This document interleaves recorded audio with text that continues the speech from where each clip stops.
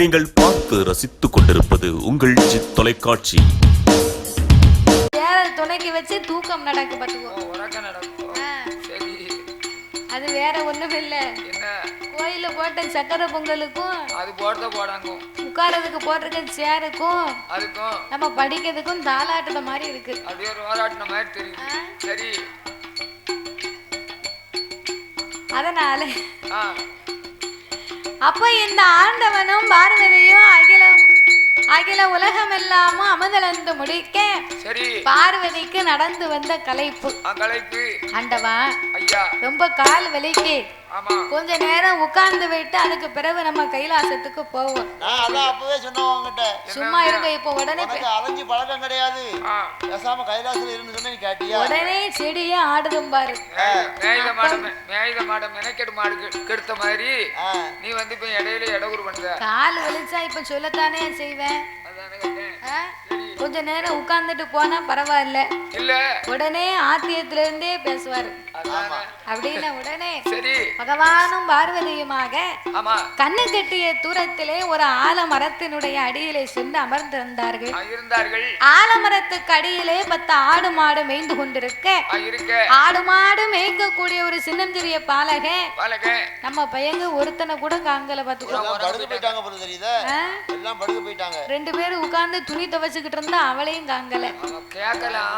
காய கூட போயிட்டாடா, ஸ்கூலுக்கு போனோம் அப்படியா? அதனால நாங்க தூங்க போயிட்டோம். அப்போ 10 வயசு இருக்கக்கூடிய பாலகன் மரத்துக்கு மேல ஏறி முனிகொப்புல உட்கார்ந்து அடிக்கொப்பை வெட்டி கொண்டு இருக்கிறான். அப்ப முனிகொப்புல உட்கார்ந்து அடிக்கொப்பை வெட்டினா என்ன ஆகும்? கொப்பு கீழே வரும்போது அவனும் கீழே வந்துருவான்ல. அதேதான் பாருங்க, மேல ஏறும்போது சங்கடப்பட்டு ஏறினா கீழே வரும்போது சுழிவா வந்துரும் நினைச்சிட்டான். ஆமா, அதாவது சுருக்கமா வந்துடலாம்னு சொல்லி அதாவது முனக்கொப்புல இருந்து அடிக்கொப்பை வெட்டுதான். அப்ப இவன் முனிகொப்புல உட்கார்ந்து அடிக்கொப்பை வெட்டுவதை பார்த்த உடனே பார்வதி பதறி போனா. பெத்த மனசு தாங்குமாயா? தாங்காது. ஆண்டவா பரம்பொருளே ஐயா, அதோ பாருங்க, அறியாத பிள்ளை தெரியாத பாலகன் முனிகொப்பிலே உட்கார்ந்து அடிக்கொப்பை வெட்டி கொண்டிருக்கிறா. ஐயா, இங்க போய் பிள்ளைக்கு உயிரை கொடுத்து காப்பாத்தி கொண்டு வாங்க.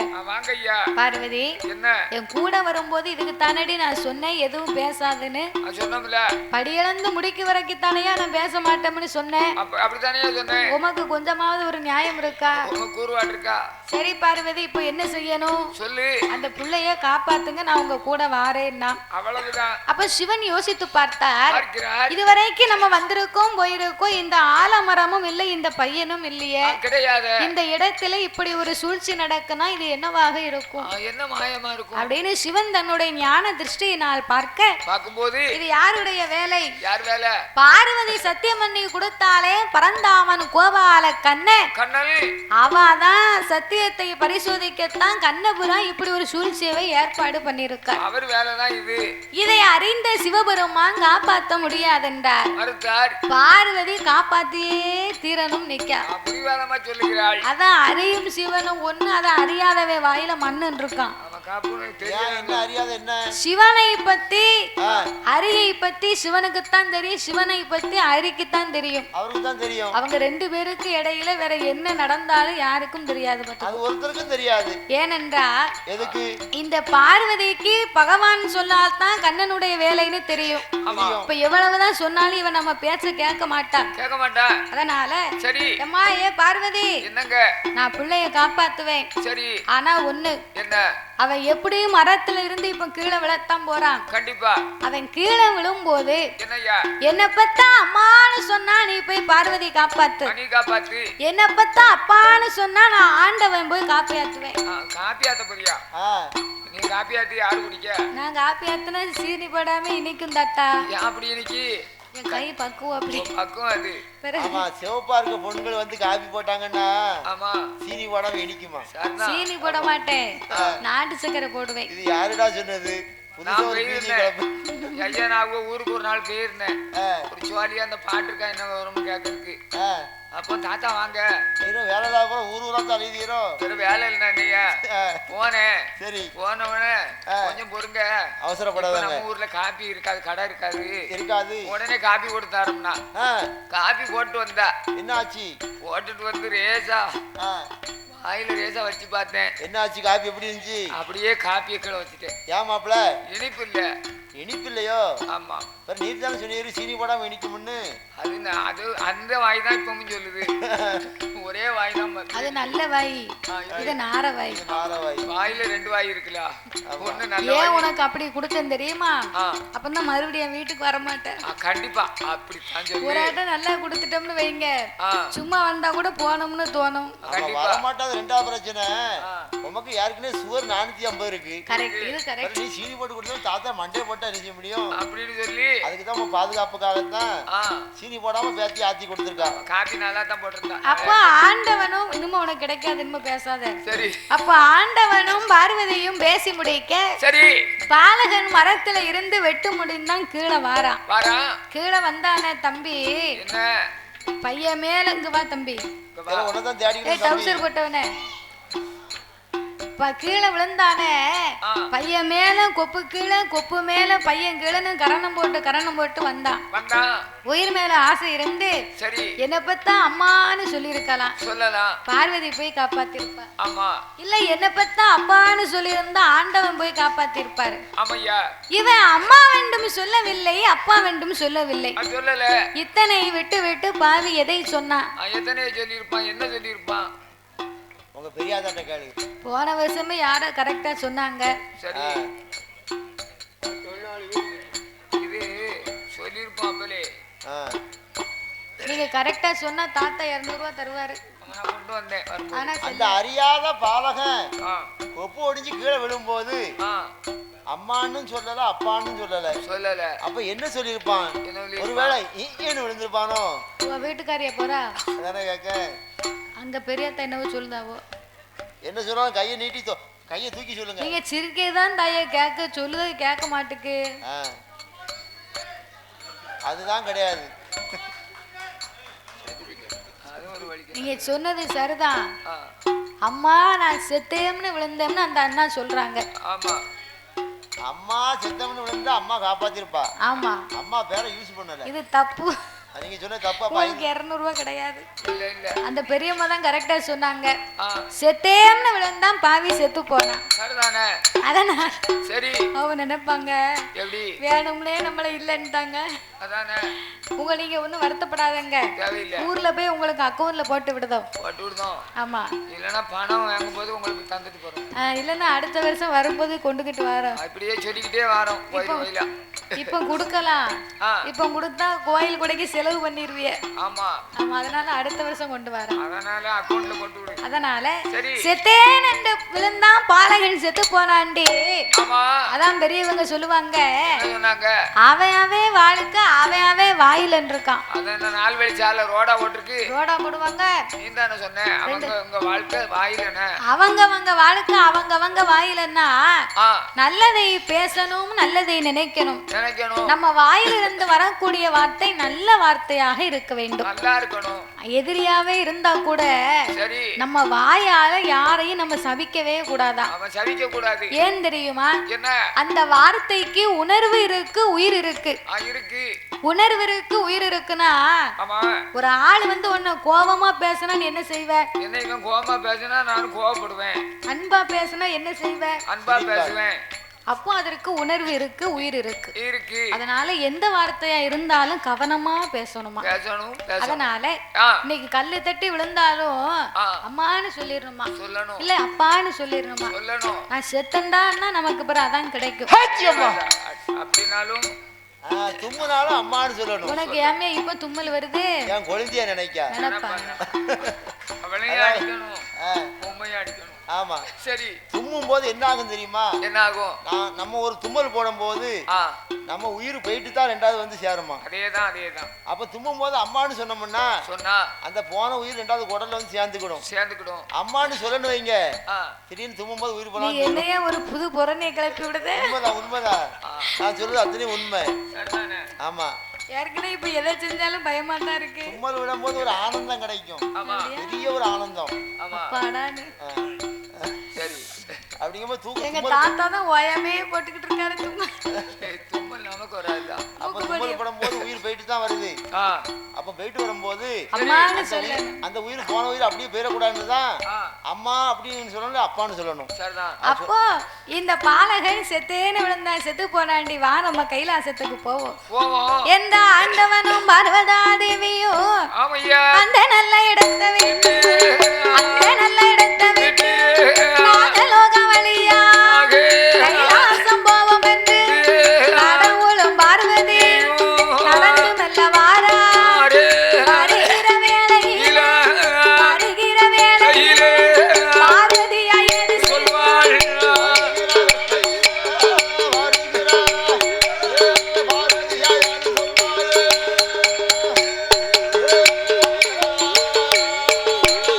அப்போ பார்த்தால பார்வதியா என்ன சொல்லுவான்? ஆண்டவனே பகவான், நாங்கள் அது நாகக்கன் தவம் இருக்கும் விவரமே தானறிய வேணுமே. பார்வதியும் கேட்டபோது பகவான் ஏது சொல்வார்? ஏழு அம்மா பார்வதி, அம்மா ஏ பார்வதி, நாகராஜனுக்கும் நாகக்கன்னிக்கும் 12 வருடமா ஒரு குழந்தை இல்லை அம்மா. அதனால பகவானாகப்பட்ட என்னை நினைத்து 2 பேரும் தவம் இருக்கிறாங்க அப்படின்னு சொன்ன உடனே அப்ப பார்வதி நினைக்கா, ஒரு பிள்ளை வரத்துக்கா 2 பேரும் இப்படி ஒரு தவம் இருக்கணும், பிள்ளை வரத்துக்காக தவம் இருந்தா நீங்க இப்பமே குழந்தை பாக்கியத்தை கொடுத்தா என்ன? பார்வதி, நீ நினைப்பதை போல பிள்ளை வரம்னா சாதாரணமா கொடுக்க முடியாது. அவங்க போன ஜென்ம பாவ புண்ணிய கணக்க பார்த்தாத்தான் குழந்தை பாக்கியம் கொடுக்கலாமா வேண்டாமான்னு என்னால முடிவு பண்ண முடியும். இல்ல கத்தரிக்காவா காய்க்கில வாங்கி கொடுக்க, அதனால அவங்க போன ஜென்ம பாவ புண்ணிய கணக்க பார்க்கணும்னு சொன்ன உடனே கணக்க பார்க்கணும்னா எங்க போகணும்? கணக்கு பார்க்கணும்னா எங்க போகணும்? பாவ புண்ணிய கணக்கியா? அப்படியா? பாவ புண்ணிய கணக்கு பார்க்கணும்னா கைலாசத்திலே கணக்க புள்ள சீராக எழுதக்கூடியவர் சித்திரபுத்திர நயினார்.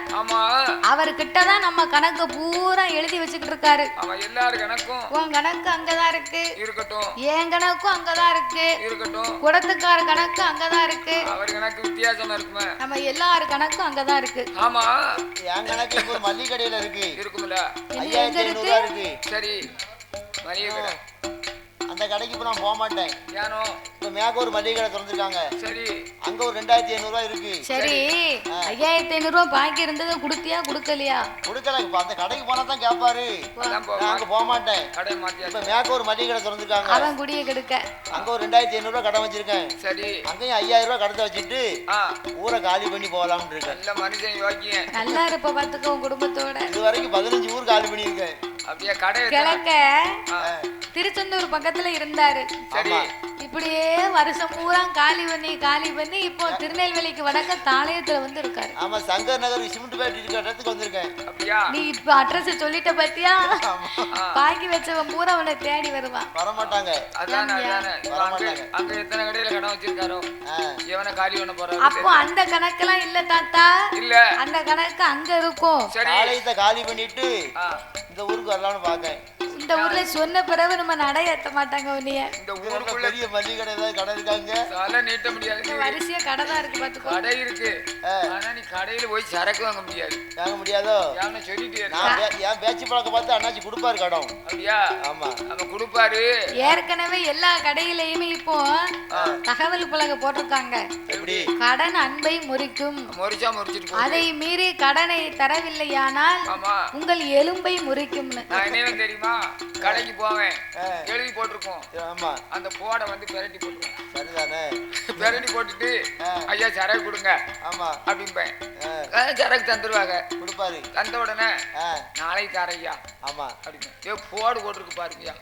போடு எங்க போட்டிருக்கியாச்சு? போட்டுல பாருங்க. இது பெரட்டி விட்டது யாரு? அதுக்கு பிறகு உன்ன கடையில நடை ஏத்த மாட்டாரு, அதோட போயிருவேன்னு. அப்படிதான்.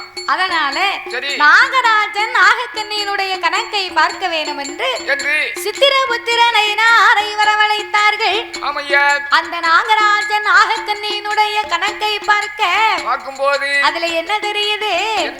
போன ஒரு சென்மத்தில் நாகமுடி ராஜமன்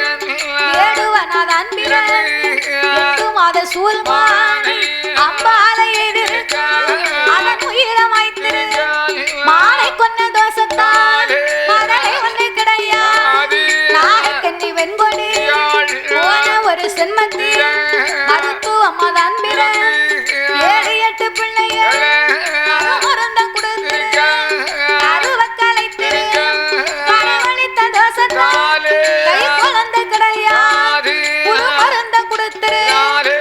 மருந்த கொடுத்திருக்க உருவ கலைத்திருக்க உருவளித்த இருவருக்கு உருவளித்த நாய ஒரு குழந்தை கிடையாது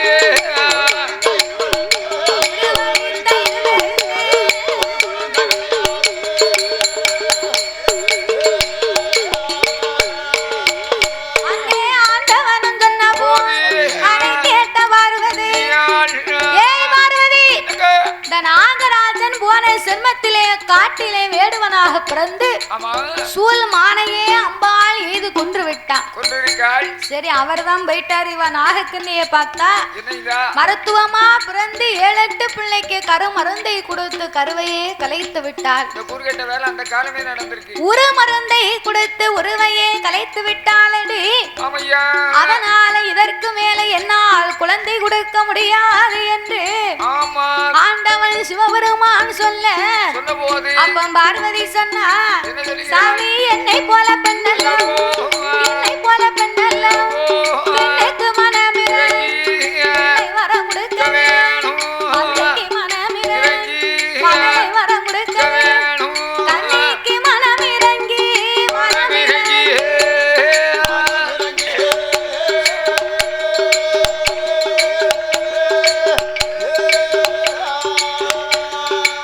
நீங்க கை குழந்தை கொடுக்க வேணும் கை குழந்தை கொடுக்க வேணும்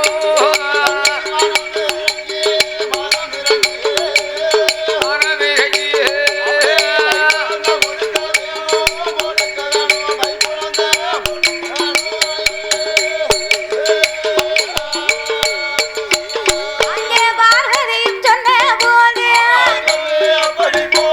பகவான் ஏது சொல்வார் எம்மா பிள்ளை வரம் கொடுத்தா வரம் கொடுத்தா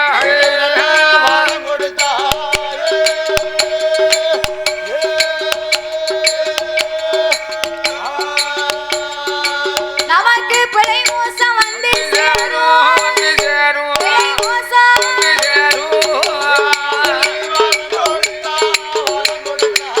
பிள்ளை வரம் கொடுத்தா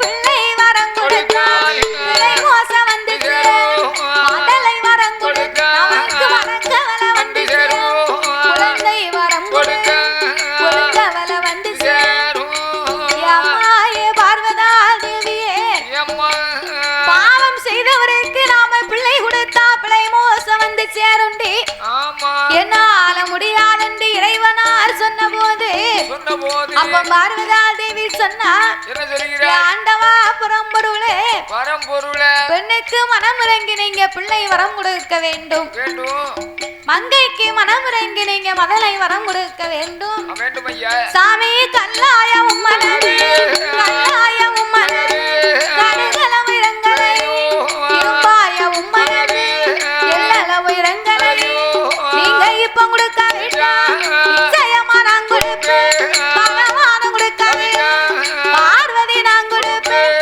கடவுள் நீங்க கொடுக்க வேண்டாம் கடவுள் நீங்க கொடுக்க வேண்டாம் சாமி கண்டிப்பாக நான் கொடுப்பேன்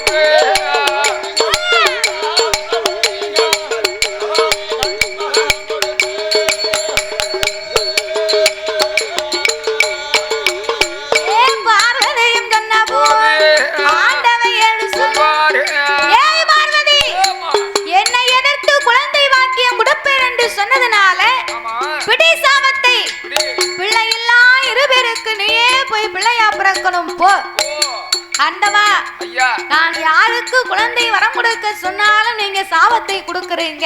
ஆமையா ஒரு நாகத்தின் வயத்திலே சக்தி நான் சென்று கருவாக சனிக்க முடியுமா? முடியுமா? கருவுச்சு பிறப்பதற்கு சட்டம் இல்லை. கருவுச்சு பிறக்குமானால் அது தெய்வமும் இல்லை. கிடையாது. மாற்று வரங்களை தந்தாலே நான் போய் முதலையாக பிறக்கிறேன் என்று சொல்ல. ஆமா. அப்படியானால் கையில இருந்த அமிர்தம் என்னும் 8 கலசங்களை வரவழைத்து நாகராஜனுக்கும் நாகக்கண்ணிக்கும் வரமாக கொடுக்க நீங்க 2 பேருக்கும் வரத்தை கொடுத்து 21 நாள் அரை மண்டலம் 48 நாள் ஒரு மண்டலமாகவே பூஜை இருந்து வர சொல்லு. 48 நாளைக்குள்ளே அந்த 8 நாகராஜனுக்கும் நாகக்கண்ணிக்கும் 8 அமிர்த கலசத்தில அட்டகாளியர்கள் வந்து பிறப்பார்கள் அப்படின்னு சொன்ன உடனே அம்மா பிறக்க போற பட்சம் அதனால இந்த அமிர்த 8 கலசத்தை வரவழைத்து நாகராஜனுக்கும் நாகக்கண்ணிக்கு வரமாக கொடுக்க 2 பேர்களுமே 8 அமிர்த கலசத்தை கொண்டு வந்து அவர் மேலவாசல் கோட்டையிலே வைத்து கலச 8ஐயும் வட்ட வடிவமா அடுக்கி நாகம் 2ம் தன்னுடைய உடலை போட்டு சுட்டி படத்தை மேலே விரித்து கொண்டு 21 நாள் அரை மண்டலம் 48 நாள் ஒரு மண்டலமாக நாகராஜனும் நாகக்கண்ணியும் பூஜை இருந்து வந்தார்கள். அது 48ஆம் நாளையிலே நல்ல செவ்வாய்க்கிழமை அன்று 8 கலசத்தில் யாரெல்லாம் வந்து அவதாரம் செய்ய போறார் அயனாலான உனக்கு நாளையில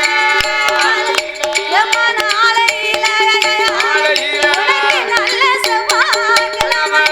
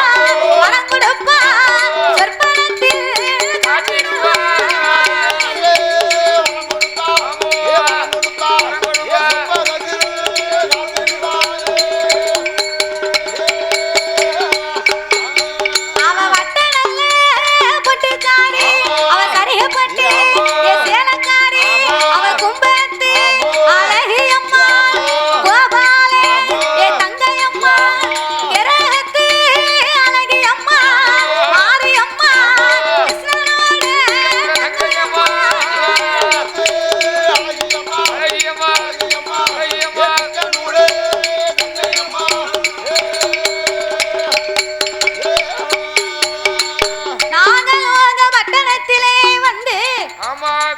நாகராஜனுக்கும் நாகக்கண்ணிக்கும் அட்டகாளி 8 பேராகவே அவதரித்த நேரத்தில் நாகராஜனுக்கும் நாகக்கண்ணிக்கும் மனசுக்குள்ளே ரொம்ப மட்டில்லாத மகிழ்ச்சி அப்ப குழந்தைகள் 8 பேருக்கும் கொம்பு தேனை கொடுத்து சிறப்பாகவே வளர்த்து வரும்போது குழந்தைகள் 2 பேர்களுக்குமே கொம்பு தேனை கொண்டு வந்து சிறப்பாகவே வளர்த்து வருகிறார்கள். அப்படியாகவே வளர்த்து கொண்டு வருகின்ற போது பார்வதி பகவானிடத்திலே வந்து என்னை போல் அழகு பெண்ணை பார்த்தீர்களான்னு ஒரு வார்த்தையை கேட்டபோது சிவபெருமான் இவளுக்கு ஆணவம் வரக்கூடாது என்று உன்னை விடவும் உன் தங்கைமாரே ரொம்ப பேர் அழகினார். இதற்காகவே சிவபெருமானினை பார்க்க கூடாது என்று என் பெருமானை வரவழைத்த பார்வதி 8 பேரையும் ஏமாற்றி கைலாசம் எடுத்து வந்து சிவனுக்கு தெரியாமல் வளர்க்க வேணுமே என்று சந்தனமாம் சோலையிலே சந்தன மகாமணிவர் இடத்திலே கொண்டு போய் ஒப்படைத்தார். அம்மாளுக்கு 16 வயதாச்சு. பக்குவதை பெண்ணான உடனே அம்மா அப்பாவை யார் என்று கேட்டாள். சந்தன மாமுனிவரோ எனக்கு தெரியாதென்று சொல்ல சிவபெருமானை எண்ணி அம்மா 8 பேரும் சுந்தராட்சி பத்ரகாளி மாரியம்மா காளியம்மா முப்புடாதி முத்தாரம்மா காந்தாரி கனகதுர்க்கை 8 பேருமே யாகத்தை வளர்க்க ஆரம்பித்தார்கள். யாகவக்கை சிவனுக்கு தாங்க முடியவில்லை. பார்வதி சிவனுக்காகவே அக்கினி அணைக்க வேண்டும் என்று யாகத்துல இறங்க 8 பேருமே அவளுக்கு பின்னால இறங்கி விட்டா. ஏனென்றா பார்வதிக்கு உயிர் கொடுக்க சிவன் கண்டிப்பா வந்தே ஆகணும். அப்போது நமக்கும் உயிர் கொடுப்பார், விவரத்தை கேட்கலாம் என்று 8 பேரும் யாகத்தில் இறங்க அம்மா 8 பேரும் கருகி உருகி கைப்பிடி சாம்பலான உடனே அம்மா நினைத்ததை போலவே ஆண்டவன் பார்வதிக்கு உயிர் கொடுக்க வந்தார். நாளை ஒரு காலத்திலே மகுடாசுரனை வதை முடிக்கணும். ஆனா இந்த சுந்தராட்சி மாகாளி அம்மா நமக்கு வேணுமே என்று இறைவனாகிய பகவான் தீர்த்தமும் திருபிரம்பும் கையில எடுத்து தீர்த்தம் கொண்டு தெளிப்பாரா, திருபிரம்பா கட்டுவாரா, சந்தனமா ஜோலையில அக்கினி யாகத்தில தூங்கி மூழித்ததை போல் சுந்தரமா இருந்து வாரா. 2வது உயிர்கள் வாங்கி கோட்டை போட வேணும் என்று முப்புறத்து கோட்டையில மரங்களையும் வாங்கி கொண்டு கோட்டை கட்டி கொலுவிருந்தார். 51 வருடத்தில ஆணவ உண்டாகி அம்மா கோட்டை தீப்பிடிக்க 3வது உயிர்கள் வாங்கி மச்சரிசி வனமதியில சாகாத மகுடனைத்தான் சங்காரம் முடிப்பாளா. மகுடனையும் அதை முடித்து கைலாச மலையதியில கடவுளோட இடமதியில வைரவனை அழைத்து கொண்டு பச்சமுத்து வரங்கள் வாங்கி பகவானுக்கு போடுவாளா. அம்மா பரிசோதனை பாப்பாளா. அப்ப பார்வதா தேவியம்மா அடிப்பிச்சை கேட்பாளா. மனமிறங்கி மாரியம்மா சுந்தராட்சி பத்ரகாளி பிள்ளைய கையில் எடுத்து ஆண்டவை பகவானுக்கு உச்சியில இருந்தல்லவோ ஓட்டமுத்த இறக்குவாளா. ஓட்டமுத்த இறக்க போறா. நீங்க போடுங்கம்மா ஒரு குலவை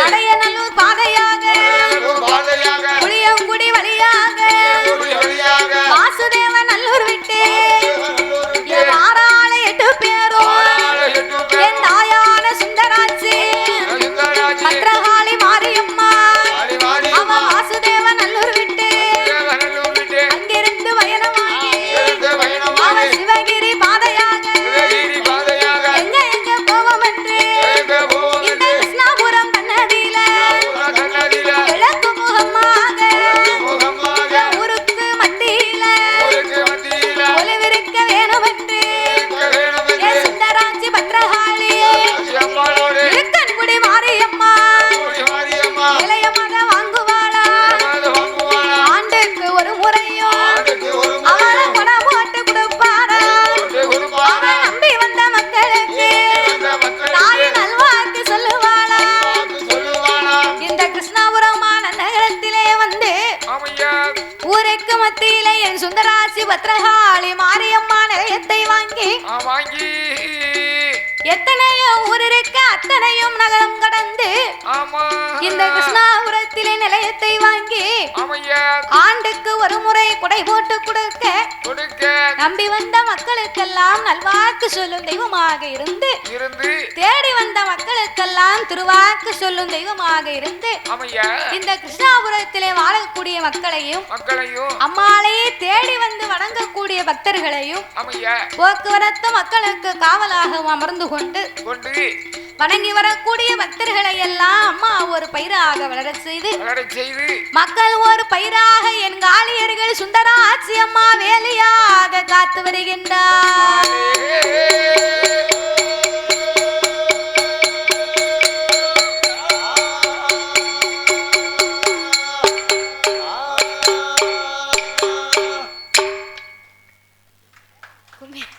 கும்மி அடிக்கடா அது படிச்சுரும். கும்மி அடிக்கலான்னு கேட்டேன். கும்மி அடிச்சா தண்ணி பைப்புல மட்டும் எப்படி போடுதிய சண்டை அப்படியா?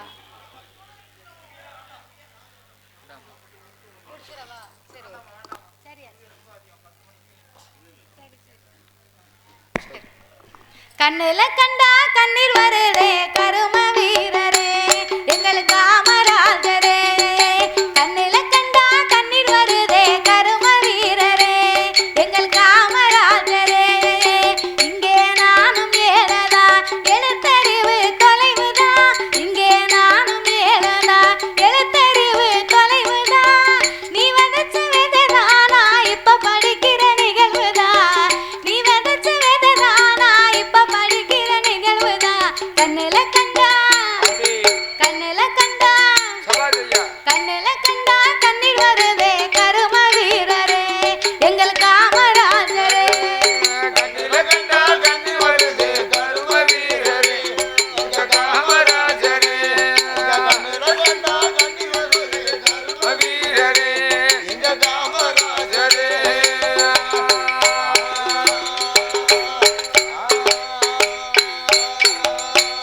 மத்தியான சாதத்தை மறந்தும் தின்னதில்லை, மத்தியான சாதத்தை மறந்தும் தின்னதில்லை. விதவிதமா உணவுகளும் கிடைக்குது, பள்ளியில விதவிதமா உணவுகளும் கிடைக்குது. சீருடைய தச்சு கொடுத்து செலவு செய்ய நாது இல்லை, சீருடைய தச்சு கொடுத்து செலவு செய்ய நாது இல்லை. ஐயா சீருடை தந்து புத்தகம் தந்து செருப்பு தந்தாங்க, ஐயா சீருடை தந்து புத்தகம் தந்து செருப்பு தந்தாங்க. புத்தகத்தோடு தாமன்றி புது புதுசா திட்டங்களா, புத்தகத்தோடு சாமன்றி புது புதுசா திட்டங்களா.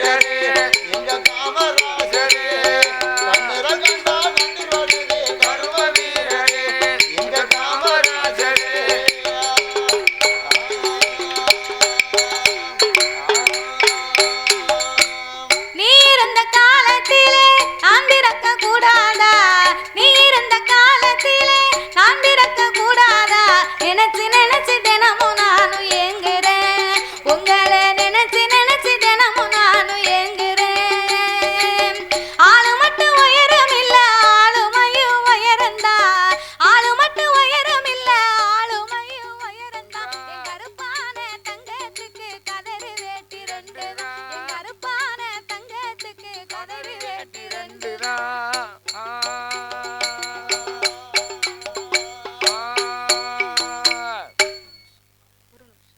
இதுவரைக்கும் எங்கள் வில்லிசையை கண்டுகளித்த மக்களுக்கும் ஆலயத்திற்கு வரவழைத்த ஆலயத்தின் நிர்வாகத்தார் அவர்களுக்கும் பரிசளித்து பாராட்டிய அன்பு உள்ளத்திற்கும் ஒலி ஒலி அமைத்து தந்த உரிமையாளர் அன்னார் அவர்களுக்கும் அதோடு இதுவரைக்கும் நேரம் அழைத்து காவலாக அமர்ந்திருந்த காவல்துறை அதிகாரி அவர்களுக்கும் அனைவர்களுக்குமே எங்கள் வில்லிசையின் சார்பாகவே நாங்கள் நன்றியை தெரிவித்துக் கொள்கிறோம்.